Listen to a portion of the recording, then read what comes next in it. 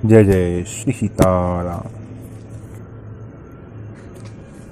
शास्त्रों में, पुराणों में और कलिकाल में भी जो भी ग्रंथ लिखे गए हैं उन सभी में एक बात अवश्य लिखी गई है, वो है भगवान नाम की महिमा। भगवान नाम कैसे भी किया जाए, किसी भी प्रकार से किया जाए, वो कभी व्यर्थ नहीं जाता। जैसे श्रीमद् भागवत में जब अजामिल का प्रसंग आता है और फिर वहाँ पे जो भगवान के पार्षद हैं और यमराज के जो दूत हैं उनके बीच जब बहस होती है तो वो कहते हैं कि आप इसको लेके नहीं जा सकते। क्यों? क्योंकि पापी है, महापापी है। तो आप इसको कैसे ले जा सकते हैं, ये तो यमपुरी ही जाएगा। तो भगवान के पार्षद कहते हैं कि नहीं, इसने भगवान के नाम का जप किया है इसलिए हमारे साथ जाएगा। फिर इसी प्रकार से वृत्तांत होता है, लेकिन अंत में भगवान के पार्षद यमदूतों को वापस कर देते हैं। यमदूत फिर जाते हैं यमराज के पास और कहते हैं कि हम तो समझते थे कि आप ही सबसे बड़े हैं, आपसे ऊपर किसी की सत्ता नहीं है। आप जो एक बार निर्णय ले लेते हैं उसको कोई काट नहीं सकता, लेकिन हमें तो आना पड़ा। तो फिर हम जाएं, फिर हम वापस आएं, फिर हमें कोई इस प्रकार से वहाँ से विजित करके भगा दे तो ये अच्छी बात नहीं होगी। तो आप बता दो कि किसे लाना है, किसे नहीं लाना। तो वहां पे एक श्लोक आता है उसी प्रसंग में, सांकेत्यम पारिहास्यम वा स्तोवम हेलनमेव वा वैकुंठ नाम गृहणम शेष हरम बिटु पतिता स्खलितो भगना संदष्ट तप्त आहता हरिदित्य वसेना पुमात्रात हति यातनाम।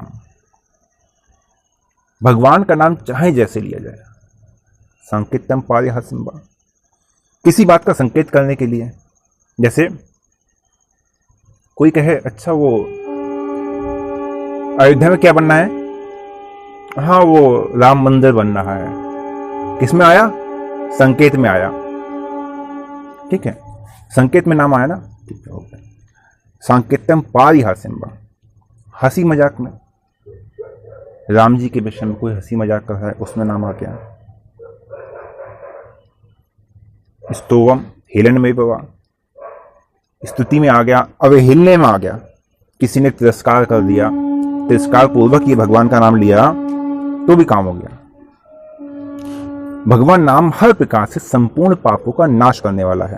फिर पतिता स्खलितो भगना संदष्ट तप्त आहता, पतन होने पर, गिरने पर, कुछ टूट जाने पर, सर्प के द्वारा डसे जाने पर, बाह्यताप या अंतःताप से पीड़ित होने पर, घायल होने पर, फिसल के गिर जाने पर, है ना, या कोई दुस्वप्न देखने पर, या फिर किसी से संकेत में कहने पर, अथवा विवशता में भी जिस किसी के भी मुख से भगवान के नाम का उच्चारण होता है वो कोई भी यम यातना के योग्य नहीं है। वो हर प्रकार की यम यातना से मुक्त हो जाता है, किसी प्रकार से भगवान नाम जिसके मुख से निकल जाता है। गोस्वामी जी मानस जी में, भाव कुभाव अनख आरसु नाम जपत मंगल दिसि दसहु। भाव बनना है तो ठीक है, नहीं बनना है तो ठीक है। हर प्रकार से भगवान का नाम कल्याण करने वाला ही होता है। मुक्ति की बात नहीं कही है, मुक्ति की बात नहीं कही है, ठीक है, भगवान के प्रेम की बात नहीं कही है, भगवान की भक्ति की बात नहीं कही है, केवल कल्याण की बात कही है कि अंत में आपको कल्याण तो देगा ही देगा।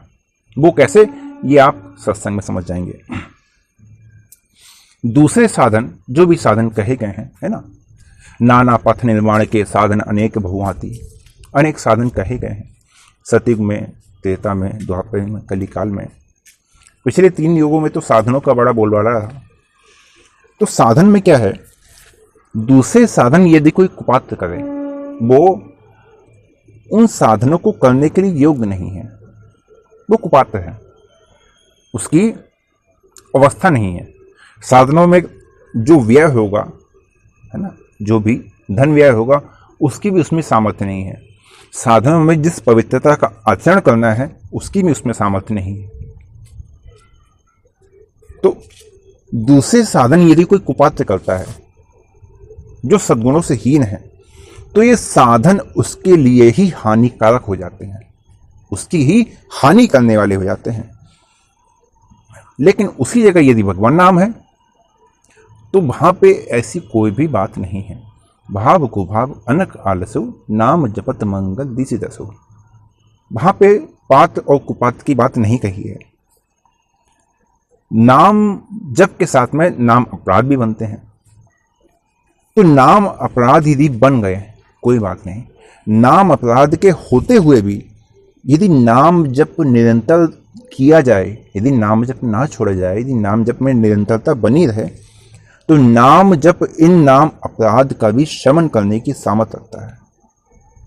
लेकिन पात्र और कुपात्र, पात्र और कुपात्र के भेद से उसका जो परिणाम होता है, उसका जो प्रभाव होता है, ये अलग अलग होता है।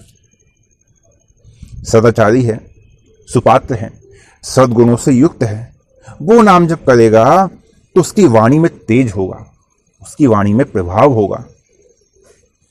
दूसरे लोग जब उसे सुनेंगे तो उन्हें लगेगा कि नहीं, ये सही कह रहे हैं, हमें ऐसा करना चाहिए। और कोई कुपात्र है, सद्गुणों से रहित है, उसकी वाणी में ओज नहीं होगा, उसकी वाणी में प्रभाव नहीं होगा। वो कहेगा, लोग कहेंगे अरे पागल है तो बोलते रहता है, इसको कोई काम ही नहीं है। उसका प्रभाव लोगों पर नहीं पड़ेगा।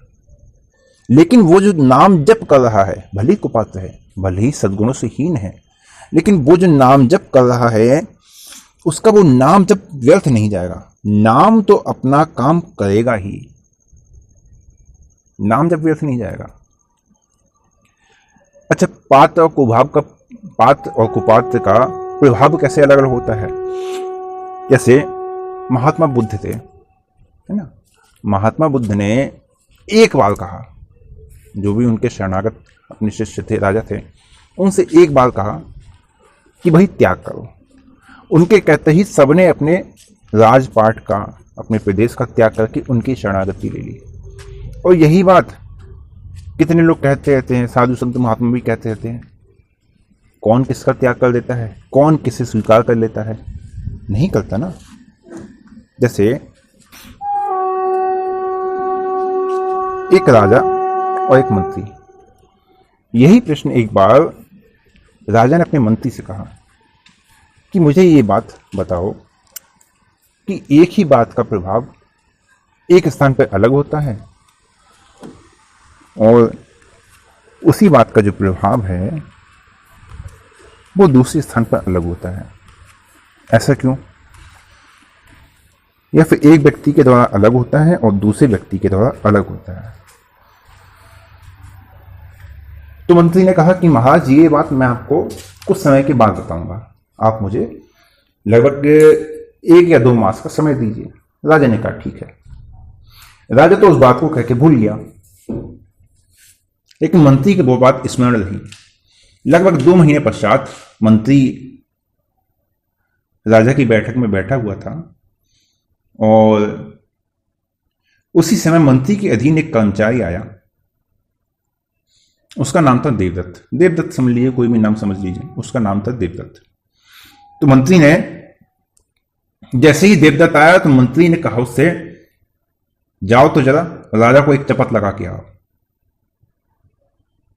अब पहली बार तो सुना कर्मचारी ने, तो देखने लगा मंत्री की और कह क्या रहे हैं, वो भी राजा के सामने। सुना नहीं तुमने? जाओ चपत लगा के आओ। मंत्री ने 2-3 बार कहा, लेकिन उसकी हिम्मत नहीं हुई। राजा ने देखा कि मंत्री ऐसी बात कह रहा है। राजा ने तुरंत उसी कर्मचारी को कहा कि इस प्रकार से अशिष्टता कर रहा है, ये अशिष्ट मंत्री है, इसके गाल पर 4 चपत लगाओ अभी। उस कर्मचारी ने तुरंत 4 चपत मंत्री को लगा दिए। तुरंत ही मंत्री उठा, राजा से क्षमा याचना की, महाराज क्षमा करें, लेकिन आपको शायद स्मरण ना हो, आपने 2 मास पूर्व मेरे से एक प्रश्न किया था। आज ये आपके उसी प्रश्न का उत्तर है। मैंने भी वही बात कही कि शपथ लगाओ, आपने भी वही बात कही, लेकिन दोनों का प्रभाव अलग हुआ, क्योंकि आपकी वाणी में आपके द्वारा कहने पर आपके पास शक्ति भी है और अधिकार भी है। यद्यपि ये मेरे अधीन है, लेकिन मेरे अधीन होने के बाद भी इसने मेरी बात नहीं मानी, इसने आपकी बात मानी, क्योंकि आपके पास शक्ति है, अधिकार है। उसी प्रकार नाम जप करने वाले दो लोग, दोनों ही एक ही नाम जप कर रहे हैं, लेकिन दोनों की शक्ति, दोनों का जो अधिकार, वो उनके नाम जप और उनके जो क्रियाकलाप है, उनको जो वैवाहिक जीवन है उससे है। जो सुपात्र है, सद्गुणी है ना, शुभ कर्मों से युक्त है, भगवान में पूर्ण श्रद्धा रखने वाला है, उसका प्रभाव अलग होगा। और जो कुपात्र है लेकिन नाम जप कर रहा है और मन से, वचन से, कर्म से उससे पाप भी बनते रहते हैं, तो उसकी वाणी में ना ही तो वो शक्ति होगी, ना ही तो वो प्रभाव होगा। ये अंतर होता है। जैसे कमाल जी के विषय में आपने सुना ही होगा। एक बार वो जा रहे थे शमशान के पास से, तो उन्होंने देखा कि एक परिवार के लोग अपने घर का जो भी व्यक्ति था, उस समय युवा अवस्था में था, उसको लेके आए थे और बहुत विलाप कर रहे थे। कमाल जी ने पूछा कि ये कैसे? बोले ऐसी बात थी और सर्प ने डस लिया, और बताओ भी तो कोई इसकी आयु भी नहीं है, घर परिवार का अकेला था, इसके पिता भी नहीं है, माता है, पत्नी है और एक पुत्र है। कमाल जी को थोड़ी दया लगी, गए शरीर के पास और जाके कहा, अरे लेटे कैसे हो, उठो, राम राम करो। क्यों? क्योंकि उन्हें अपने पिता श्री कबीरदास जी के वचनों का स्मरण हुआ है कि नाम में अपार शक्ति है। मुर्दा उठ गया, जीवित हो गया, राम राम करने लगा। कमाल जी तुरंत आए कबीरदास जी के पास, बोले पिताजी, आज नाम की महिमा मुझे समझ में आ गई। कबीरदास जी ने कहा, क्या हुआ? पिताजी, मैंने 2 बार राम राम बोलकर एक मुर्दे को जीवित कर दिया। कबीरदास जी ने कहा, एक मुर्दे को जीवित करने के लिए तुम्हें 2 बार राम राम कहना पड़ा? 2 बार कहना पड़ा? जाओ एक तुलसी दल लेके आओ। तुलसी दल लिया कबीरदास जी ने, उस पर चंदन से रा लिखा और उस तुलसी दल को एक कलश के जल में डुबो दिया। कमाल जी से कहा कि जाओ शमशान घाट पे जाओ और वहां जितने मुर्दे जलने के लिए आए होंगे सबके ऊपर ये जल छिड़क देना, वो सब के सब जीवित हो जाएंगे। कमाल जी को ये बात तो विश्वास नहीं हुआ, लेकिन गए और काशी था, काशी में वाराणसी मणिकर्णिका का घाट पहुंचे। बहुत सारे मुर्दों की सब लाइन से लगाए हुए थे। पहुंचे तो सबके ऊपर जल छिड़क दिया, सबके सब जीवित हो गए। कमाल जी ने देखा, बड़ा आश्चर्य हुआ, अरे ये तो बहुत बड़ा चमत्कार है। तो देखिए सार यही है। सार क्या है कि नाम एक ही है, नाम तो एक ही है ना। जो कमाल जी ने कहा वो भी नाम है, जो कबीरदास जी ने कहा वो भी नाम है, जो नामदेव जी ने कहा वही नाम है, जो रावण ने कहा वो भी नाम है, जो मैंने कहा वो भी नाम है, और जो आपने कहा वो भी नाम है। नाम में तो अंतर नहीं है ना। मैंने राम कहा, आपने भी राम कहा, रावण ने राम कहा, हनुमान जी ने भी राम कहा, शंकर जी भी राम कहते हैं। एक जो दुराचारी है, सुपच है, चांडाल है, वो भी राम कहता है। नाम में तो अंतर नहीं है ना। लेकिन जो सद्गुणी है, जो सुपात्र है, जो शुभ कर्मों से युक्त है, वो नाम के महत्व को अधिक समझता है, वो नाम के महत्व को अधिक जानता है। इसलिए उसके आधे जो नाम का है, इसलिए उसके आधे नाम का जो प्रभाव होगा ना, वो अमिट होगा। उसकी प्रसिद्धि, उसकी ख्याति, उसका तेज ना मिटने वाला होगा। वो कबीरदास जी का एक चमत्कार देखिए, आज भी कहा जा रहा है। क्यों? उसका तेज इतना है। यद्यपि नाम की महिमा तो अपार है। कबीरदास जी ने आधे नाम पे इतना कर दिया तो नहीं है कि ऐसा नहीं कि नाम की महिमा इतनी है। अरे नाम की महिमा तो इतनी है कि मैं कह भी नहीं सकता। कहूं कहां लगी नाम बड़ाई, राम न सकी नाम बुलकाई। कबीरदास जी ने तो चलिए फिर भी कहा कि जाओ एक बार जाके, ये जल है इसमें राम नाम डुबोया है, इसको जाके छिड़क दो, उनको स्पर्श फिर भी करवा दो। मैं तो जहां तक समझता हूं कि शमशान के पास से यदि कोई भगवान के नाम का चिंतन करता हुआ भी निकल जाए तो भी सभी मुर्दे जीवित होकर उठ जाएंगे। भगवान का नाम लिया नहीं है, केवल भगवान के नाम का चिंतन करता हुआ निकल जाए तो भी शमशान के सारे मुर्दे जीवित हो जाएंगे। ये एक मैं नाम की महिमा में एक और जो कहते हैं ना कि मील का पत्थर, वो कह रहा हूं। वस्तुतः नाम की महिमा इससे भी बहुत ऊपर है। लेकिन हम क्या करते हैं, नाम में कीर्तन करते हैं, नाम का जप करते हैं, लेकिन प्रवृत्ति कहां रहती है? प्रवृत्ति रहती है वासनाओं में, प्रवृत्ति रहती है पाप में। तो नाम का उतना प्रभाव नहीं होता। नाम जो लेते हैं वो हमारे पापों को शमन करने में खत्म हो जाता है। जैसे मान लीजिए मैं एक दिन का 1000 रुपए अर्जित करता हूं, आप भी एक दिन का 1000 रुपए अर्जित करते हैं, लेकिन आपके ऊपर क्या है, आपके ऊपर रोज कर्जा हो जाता है, रोज आपके ऊपर कर्जा हो जाता है। ये पहले से आपके ऊपर करोड़ों रुपए का कर्जा है। अब आपने 1000 रुपए कमाए, अब उसमें से आपने 900 950 रुपए उस कर्जे को निकालने में, चलो वही हमारा थोड़ा कर्जा कम हो जाएगा, खर्च हो गए, बचा कितना? 50 रुपया। 50 रुपये में बस आपका शरीर ठीक ठाक है, भली बात ही है। बोले हाँ शरीर पल्ला है, ठीक। अब मेरे ऊपर कोई कर्जा नहीं है, मैंने भी 1000 रुपये कमाए, मैंने उसको लगा दिया साधु संतों की सेवा में, तो क्या हुआ? परमार्थ बना ना, परमार्थ सिद्ध हुआ, कल्याण का मार्ग प्रशस्त हुआ, साधु संतों की सेवा में लगा। दोनों में यही अंतर है।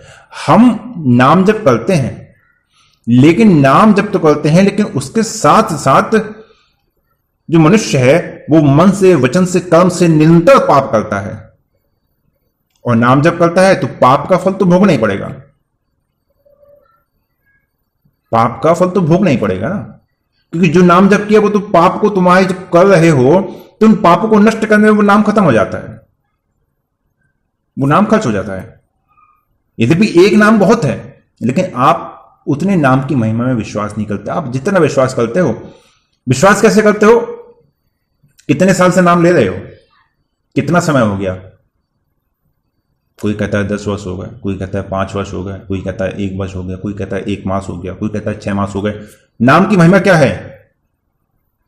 सन्मुख हो ही जीव वही जब ही जन्म कोटि अग्नासी तभी। करोड़ों जन्म नष्ट हो जाते हैं बिना नाम लिए, केवल सन्मुख होने से।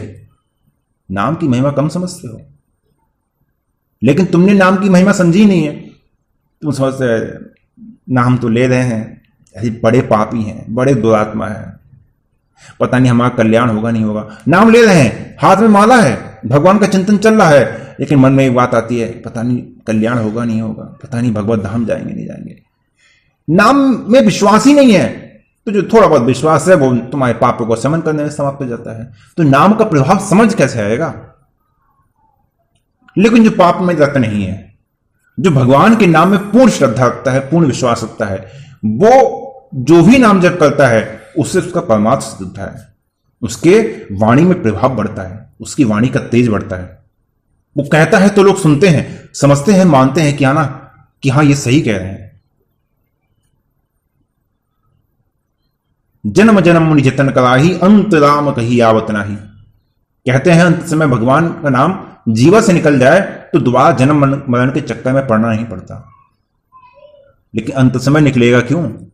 अंत समय उससे ही निकलेगा जिसने जीवन में उसका अभ्यास किया है। जैसे भले ही साल वर्ष बाद एक दिन परीक्षा होती है पूरे साल की, लेकिन जिसने साल भर पढ़ाई नहीं करी है वो परीक्षा में पास नहीं हो सकता, वो फेल हो ही जाएगा।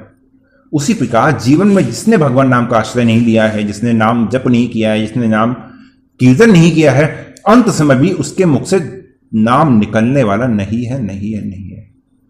जो मन से, वचन से, कर्म से भगवान नाम का आश्रय लिए हुए हैं उन्हें पाप स्पर्श भी नहीं कर सकता। लेकिन जो पाप का आश्रय लिए हुए हैं, जो भगवान नाम तो लेते हैं लेकिन मन से, वचन से, कर्म से कहीं ना कहीं पाप बनता ही रहता है। तो उनका भी नाम जब व्यर्थ नहीं जाता। प्रारंभ में मैंने यही बात कही थी ना, वो चीज संगत समझ में आ जाएगी कि नाम कैसे व्यर्थ नहीं जाता। कल्याण होता है, ठीक है, भाव कुभाव अनक हालसु नाम जपत मंगल दिशे दसो, मंगल होगा, नाम जप होगा, ठीक है, कल्याण होगा। भक्ति की प्राप्ति नहीं होगी, मुक्ति की प्राप्ति नहीं होगी, कोई गारंटी नहीं है। क्यों? क्योंकि तुम्हारा जो नाम है वो तुम्हारे विश्वास के अनुसार तुम्हारे पापों के शमन में समाप्त होता है। बंगाल के एक संत थे, विजय कृष्ण गोस्वामी आपका नाम था। वो एक बार वृंदावन आए, तो वृंदावन में रात के समय हाथ में माला लेके परिक्रमा कर रहे थे। परिक्रमा करते करते कुछ समय पश्चात उनको अपने आगे एक धुंधली सी आकृति दिखाई दी, जिसके हाथ में माला थी और परिक्रमा करती हुई दिखाई दी। थोड़ा सा अपनी गति बढ़ाई तो उतने में वो आकृति अदृश्य हो गई। आकृति अदृश्य हो गई तो फिर थोड़ा आगे बढ़े, फिर वो आकृति दिखाई दी। 2-3 बार जब ऐसा हुआ तो वो समझ गया कि ये कोई प्रेत है। उन्होंने तुरंत अपने कमंडल से जल लिया और भगवान नाम का स्मरण करके जल जहां छिड़का तो प्रेत सामने प्रकट हो गया। तुरंत विजय कृष्ण गोस्वामी जी ने कहा कि आप कौन और कैसे? तो उन्होंने कहा कि मैं प्रेत हूं, मैं जो गोविंद देव मंदिर है उसका पुजारी था। भगवान के निमित्त जो द्रव्य आता था मंदिर में, उस द्रव्य की मैंने चोरी करी और जिस कारण मेरी ये स्थिति हुई, मैं प्रेत योनि को प्राप्त हुआ। तो गोस्वामी जी ने कहा, ये जो मैंने आपको घटना बता रहा हूं ये बिल्कुल सत्य घटना है। तो गोस्वामी जी ने कहा कि लेकिन आप ये माला जप रहे हैं, परिक्रमा भी कर रहे हैं, ये कैसे? तो उन्होंने कहा ये मेरा पूर्व का अभ्यास है। मैं जब जीवित था तो मैं इस चीज का अभ्यास करता था। मैं नित्य इसी प्रकार परिक्रमा देता था, नाम माला जपता था। वो मेरा अभ्यास अभी भी बना हुआ है। लेकिन भगवान के द्रव्य की चोरी करी, इस कारण ऐसी गति को प्राप्त हुआ।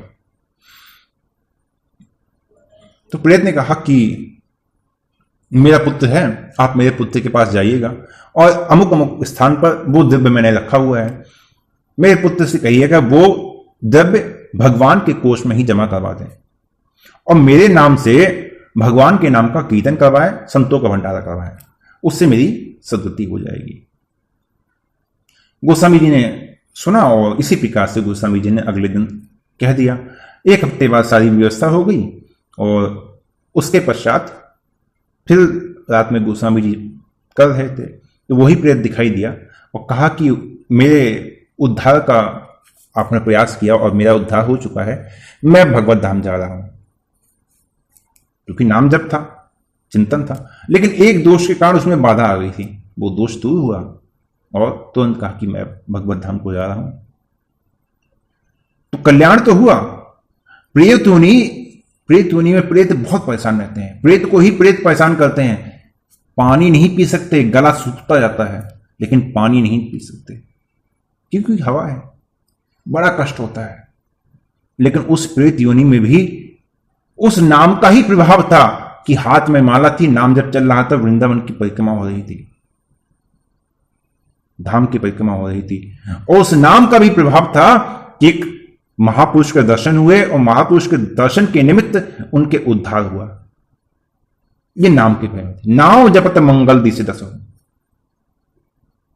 लेकिन देखिए दोनों नाम जपक है सामने, एक मंदिर के पुजारी हैं, एक सामने गोस्वामी जी हैं, लेकिन दोनों के जीवन का प्रभाव कैसा है? वो सदाचारी नहीं था, वो दुराचारी था, भगवान के द्रव्य में चोरी करने वाला था।